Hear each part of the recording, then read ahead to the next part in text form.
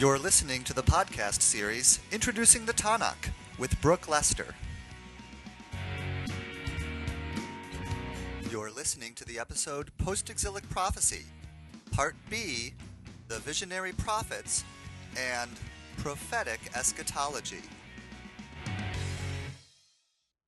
In the first half of this episode, we looked at the prophets Haggai, and Zechariah, and found that we were able to place them in association with the voices of Ezra Nehemiah and also of the chronicler, insofar as they all reflect the ideology or worldview of this group of immigrants coming from Babylon to Jerusalem, sanctioned by the Persian king to rebuild the temple in Jerusalem. We see in the writings, Ezra, Nehemiah, and Chronicles, that it's a part of the agenda of this group to separate themselves strictly from other groups that occupy the land. And we see that Haggai and Zechariah are closely associated with the ruling clique of this self-separating group. So, for instance, Haggai and Zechariah both envision for the Persian-appointed Davidic governor Zerubbabel and his high priest Joshua. Both of them, Haggai and Zechariah, offer messianic language, and by messianic I mean language associated with the House of David, with the history of Davidic monarchy in what was once the nation-state of Judah, the current district of Judea. On this side, we look at the prophecy that we find in Isaiah 24 to 27, and in Isaiah 56 to 66, and Zechariah 9 to 14, and ask whether it, by contrast, may be associated strongly or loosely with these opponents described by the establishment voices of Ezra, Nehemiah, and of the chronicler. Well, who were these opponents? You can see at least three groups. They were loosely related to one another. One is that group in Judea who were not brought into exile, what they call the people or peoples of the land. Just parenthetically, I'd want to point out that this group called the peoples of the land should be distinguished from another group that we find in the Bible called the peoples of the land, or the people of the land. And that's a group that we find in a couple of places in the pre-exilic story of the Bible. When you have during Josiah's time, Josiah who came to the throne at the age of 8 in this as 2 Kings 22 and 23. And then going back further in 1 Kings, when you have the story of Elisha, the prophet Elisha, heir to Elijah, who is involved with the coup d'etat of Jehu and Jehu's assassination of the king of Israel and of the king of Judah. And in both these times of crisis, you may recall, there are this group in Jerusalem called the people of the land, who more or less step in to make sure that the right person in the Davidic line steps up to the kingship in order to preserve that Davidic line. And in those contexts, the people of the land seems to refer to the landed aristocracy, those persons who own land and are in a position of power such that they are able to sort of guide and oversee the monarchical succession. But in the writings of Ezra, Nehemiah, and of the chronicler, people of the land is a very different thing. People of the land here are simply those who are not part of the exile group, those whom the descendants of that exile group find in the land when they move from Babylonia to Jerusalem.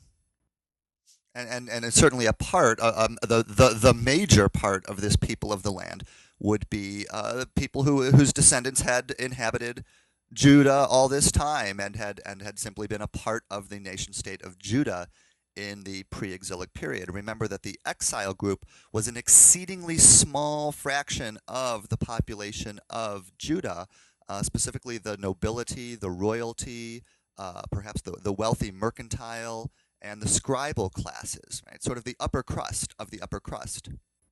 It's worth remembering, if you don't know already, that whereas the earlier Assyrian Empire had been in the business of deporting vast swaths of the population and then importing vast swaths of mixed peoples in order to sort of break up allegiances in the countries that they annexed to their empire, the Babylonians didn't engage in such a policy. They weren't deporting vast numbers out and importing vast numbers in. So there's relatively little shakeup in Judah, we would think, although certainly there would be a good deal of movement of peoples just in the sort of disorganized way that happens when everyone's lives are being uprooted. But there's a second group that does reflect the much earlier shakeups, the deportations and importations of the Assyrian Empire oh so long ago in the period after 722, the fall of Jerusalem to the Assyrians. Because we seem to have this group of Yahweh worshippers who worship Yahweh, but who know that their ancestors were brought in by the Assyrians earlier. If you look at Ezra 4, verses 1 through 3, you've got these folks who want to assist in the temple reconstruction because they also worship Yahweh and have done so ever since the Assyrians brought their ancestors to what was formerly the northern kingdom of Israel. In that text, we see the response they get from the establishment crowd, which is effectively to go climb a tree, because although they worship Yahweh, they are not a part of this elite, exclusive emigrant group whom Cyrus, whom the Persians have given, to whom the Persians have given rule over the temple building and within the eventual temple itself. And finally, a third group, when we get to this, remember there's the building of the temple, and then later there's the building of the walls under Nehemiah. By that time, it's around 450 BCE. And you've got this triumvirate, Sanballat the Horonite, Tobiah the Ammonite, and Geshem the Arab, who oppose Nehemiah in the building of the walls of Jerusalem. And then these folks are from roundabout, right? From Horan, from Ammon, from whatever Arabian lands Geshem is imagined to be from. Although it's worth noting that Tobiah the Ammonite, for example, has a Yahwistic name. That is, his name reflects the name Yahweh. Tov Yah means Yahweh is good.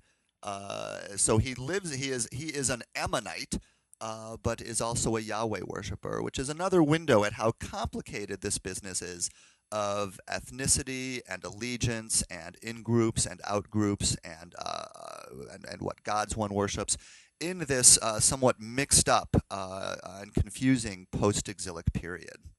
In fact, we begin to see that almost all of the literature that we're reading, the literature of ancient Israel from this post-exilic period, has to do with the attempts of different groups to either straighten out this mixed-upness into something clean, so that we can know who's on the inside and who's on the outside, preferably with us, whoever we are on the inside, and with the response of the marginalized groups who find themselves on the outside of these divisions and who, in their own ways, contest them. And that then brings us to the voices of Isaiah 24 to 27, 56 to 66, Zechariah 9 to 14. Whereas with Haggai and Zechariah 1 through 8, and certainly with Ezra, Nehemiah, and Chronicles, it's very easy to see the distinctions that are being made in those texts. They're very explicit. They align themselves with Zerubbabel and with Joshua. They align themselves with the returning group or the emigrant group from Babylon coming to Jerusalem, with the temple building group. That is, the establishment literature is free to be very clear about how it labels the different groups and whom it's talking about and how it sees them. This literature is just more vague and fuzzy about who it's talking about, which itself may be a clue as to what's going on. That is, we begin to suspect that we're looking at a literature that's written by a group that does not find itself free to name names, that does not find itself free to be explicit in the ways that it talks about in-groups and out-groups and social boundaries. That's one way in which we begin to see an association or a link or a genetic relationship to the later apocalyptic, which is written in such a cryptic language, for instance, referring to certain groups as animals and things like this, and so that only a person who's in the know in the group will be able to recognize the claims being made in the later apocalyptic. You don't say Antiochus IV Epiphanes is a fink. You write a tale in which he's cast as an arrogant little pipsqueak horn that rails out of the dragon that it belongs to. So, what are some of the characteristics of the what some call the visionary prophets? Well, for one thing, there's an implicit critique of this establishment priesthood in these the latter part of the 6th and the 5th to 4th centuries. So, Isaiah 66 verse 1. Thus says the Lord, heaven is my throne, and the earth is my footstool. What is the house that you would build for me? And what is my resting place? That is, there's a relativization of the temple in Jerusalem in terms of its cosmological importance. The Lord doesn't really need it for a house. He lives in the heavens, and the earth is his footstool. Similarly, in Zechariah 10, verses 3 through 5, my anger is hot against the shepherd, and I will punish the leaders, says the Lord the Lord of hosts says this. There's an anger against the leaders. The shepherds are the priests, the rulers, the temple crowd. And similarly, in Zechariah 11, 4 through 17, there's this extended thing where the leaders are critiqued on the one hand as being worthless, and at the same time are represented in some ways as themselves a plague that the Lord has brought against the people. And there's even a sense of a sign act going on where the prophet, for example, breaks the staffs of the shepherd. Acting as a shepherd, he breaks his staff, and verses 10 and 14, and then goes around with the implements of a worthless shepherd. Chapter 11, verse 15. So by going around with broken staffs, the prophet is offering a sign act in which he represents these worthless shepherds with their worthless tools. It's texts like this with Zechariah that let us see a clean break between Zechariah 1 through 8 with its pro-establishment worldview and Zechariah 9 through 14 with its radically different worldview. Again, showing us that Zechariah is a composite text on analogy with, for instance, Isaiah, with the different worldviews, the literally different worldviews between Isaiah 1 through 39, which it lives in an 8th century context, anticipating the Assyrians, Isaiah 40 to 55, which lives in a context during the exile, which is envisioning a triumphant return and a new Exodus, and Isaiah now 56 to 66, which envisions itself clearly in a post-exilic context, pondering why the return has not been as triumphant and wonderful as envisioned in Isaiah 40 to 55. So also Zechariah 9 through 14 is sitting, as we can see from its claims, in that same perspective. With this critique of the establishment priesthood, we're seeing the beginning of something we could call a social dualism. So, for example, in the text that we just looked at of Isaiah 66:1 just a moment ago, heaven is the earth, my throne, and the earth is my footstool. What is the house that you would build for me? You have this dualism between those who are associated with the temple, with the house of the Lord, and those who question the importance of that house because they find themselves on the outside of it. Implicitly and uncertainly, but possibly in Isaiah 57, verses 19 and 20, we may see something similar in the peace, peace to the far and to the near, says the Lord, and I will heal them. From a Jerusalem perspective, this idea that there are the far and the near. There are the near, those who are located in Jerusalem, associated with the temple, close to the centers of power. And then there are the far. There are the diaspora groups who never returned to who never returned to the land of their ancestors in Jerusalem. And certainly the priestly writer, for example, strongly critiques those. The priestly writer critiques those who spurn the land, who spurn entry into the land in his stories of the wilderness period.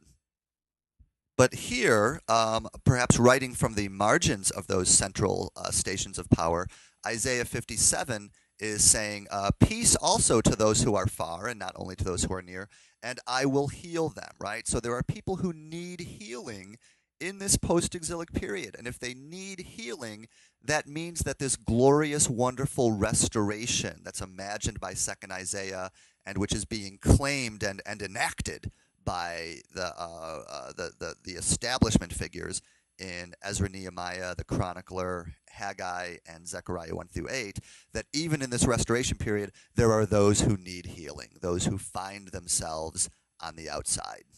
In the next verse, Isaiah 57:20, but the wicked are like the tossing sea that cannot keep still. Its waters toss up mire and mud.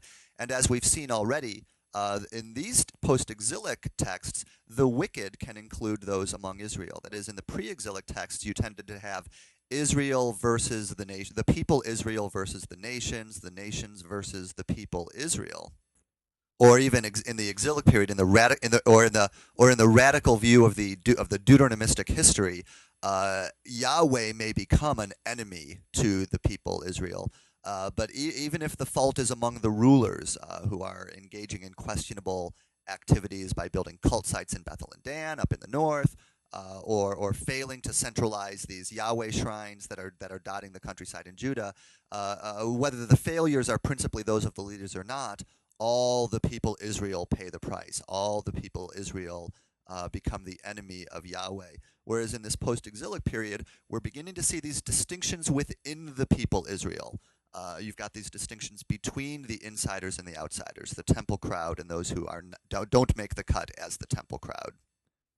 And this social dualism between in-groups and out-groups begins for these folks on the outside to suggest hints of a spatial and temporal dualism.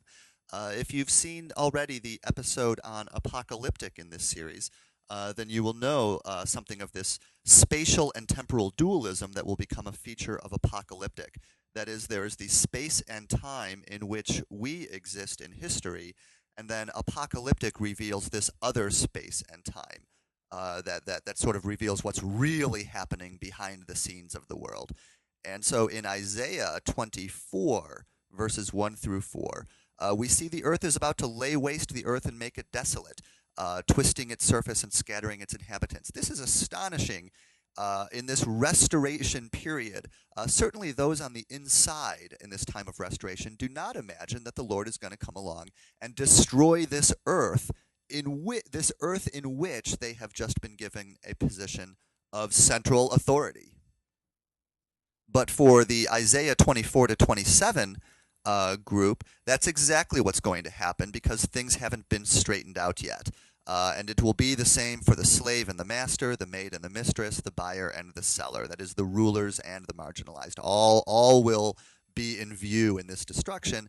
And looking at verse 4, the heavens languish together with the earth, right? The beginnings of the suggestions that all will pass away in this, in the trials and tribulations to come. This is similar to what we see in the same chapter, just a few verses later in verse 21, on that day, right, the day of the Lord, the day in which the Lord punishes the wicked and vindicates the righteous. On that day, the Lord will punish the host of heaven in heavens, and on earth the kings of the earth. Again, the passing away of not just the wicked, but all of the earth, all of the heavens. Everything will have to go because when you're at the end of the rope, you're beginning to have the idea that all is rotten to its core and all must pass away in order for the righteous to eventually be vindicated. Isaiah 25, verse 6 forward, looks forward to the day that on this mountain, right, this mountain which has been established as the center of authority for the Haggai, Zechariah 1 through 8, Ezra, Nehemiah, Chronicler, Temple crowd, on this mountain the Lord of hosts will make for all peoples a feast of rich food. He will destroy on this mountain the shroud that is cast over all peoples and swallow up death forever. In verse 10, it's said as something that will happen in the future. The hand of the Lord will rest on this mountain. That is, under the current leaders, the hand of the Lord does not rest on this mountain, in the view of Isaiah 24 to 27. Isaiah 65, verses 17 to 25, another strong statement of the new heavens and the new earth in which Jerusalem and its peoples will be restored.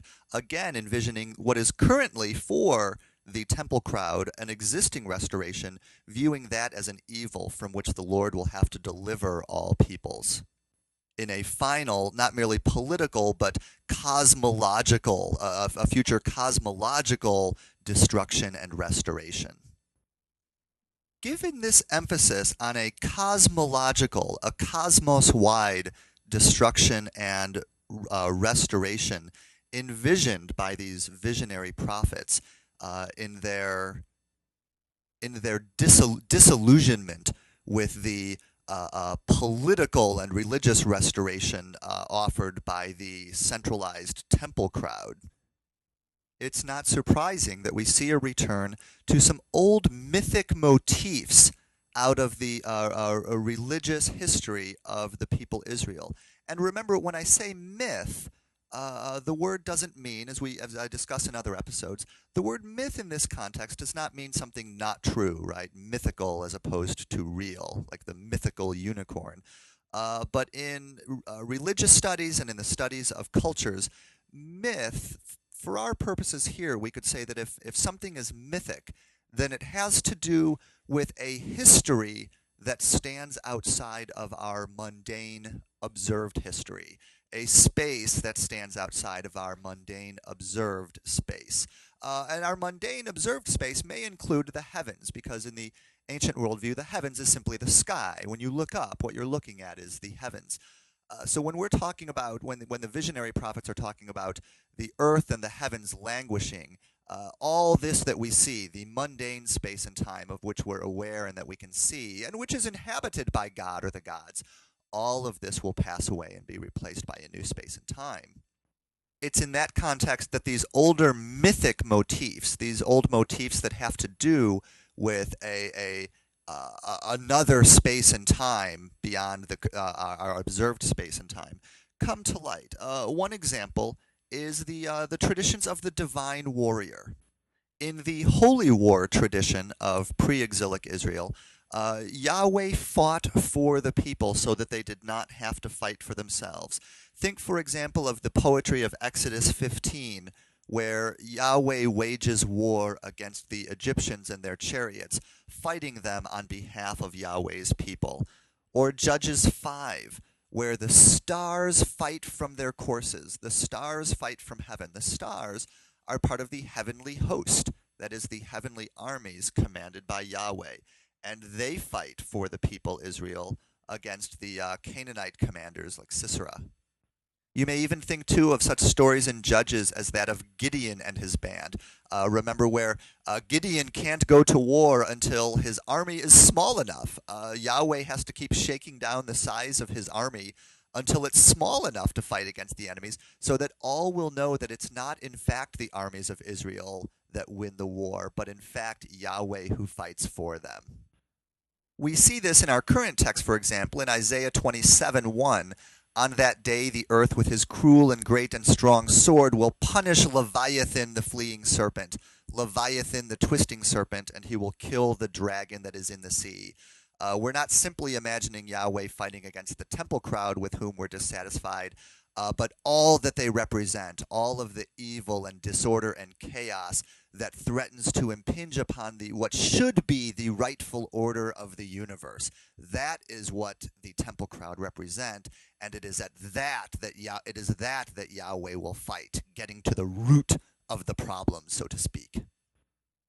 Briefly, and you can look these up, you see this also in Isaiah 59:16 through 20.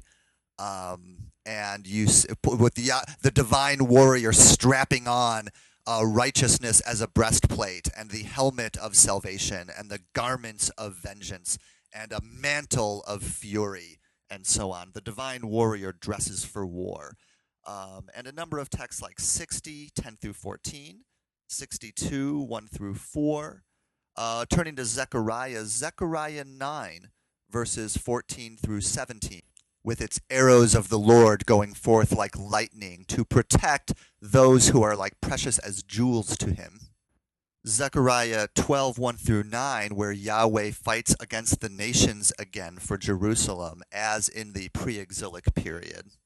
And similarly, Zechariah 14, 12 through 19.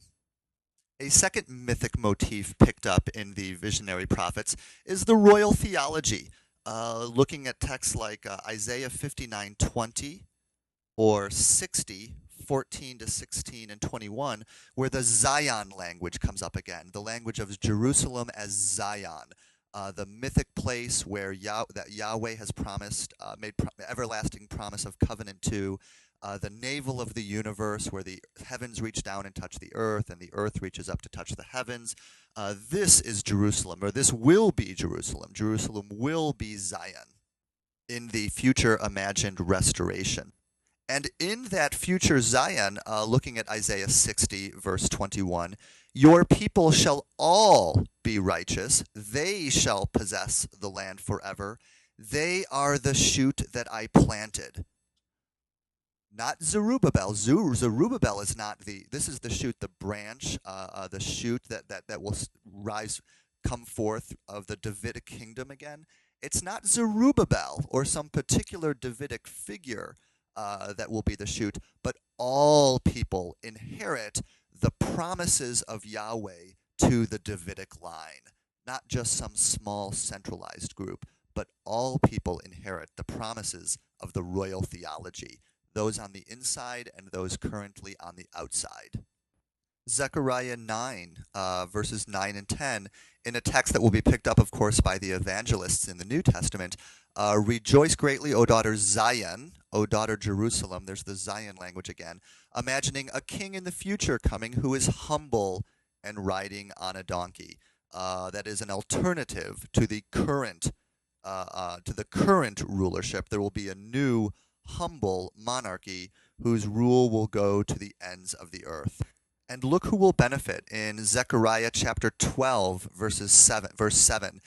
And the Lord will give victory to the tents of Judah first, that the glory of the house of David and the glory of the inhabitants of Jerusalem may not be exalted over that of Judah. The glory of the central crowd in Jerusalem will not be exalted over the glory of those who live on the margins. Very briefly, to keep this from going too far over 30 minutes, we see here something of a move from the old prophetic eschatology. The prophetic eschatology, that is eschatology simply imagining a future restoration after times of trial and tribulation. The prophetic eschatology imagines that the future restoration will happen in our current space and time, in the means of history, as Yahweh works through them. This is not a mythic eschatology, but more of a mundane eschatology. It will happen in the future, a future that we hypothetically could point to on the calendar. We'll go through the dire straits and come out on the other side through the workings of Yahweh in history. But with these visionary prophets, we're beginning to get closer to this idea that the dire straits are actually going to come to a close so that all options are cut off. There is no observable future, even through the workings of Yahweh in the means of history, such that we have to imagine a complete end that only can be trusted to be opened on the other side of Yahweh's saving act into a new history, a new space and time, as the visionary prophets say, a new heavens and a new earth. And to imagine that, in order to give words to this radical restoration, we're forced to dig into the old language of our hopes and dreams and myths and our old expectations, our old understandings, our old institutions, and mix them up in new and radical and creative ways to try to paint a portrait of what this radical restoration might look like. If you have not already seen the episode on apocalyptic in this series, at this point you're set up to see what's happening in the apocalyptic, for example, of the book of Daniel, with its apocalyptic rather than prophetic eschatology. Thank you very much for listening to this episode of the series Introducing the Tanakh. And if you enjoyed it, I hope you will listen to other episodes in this series. Thank you again. Goodbye.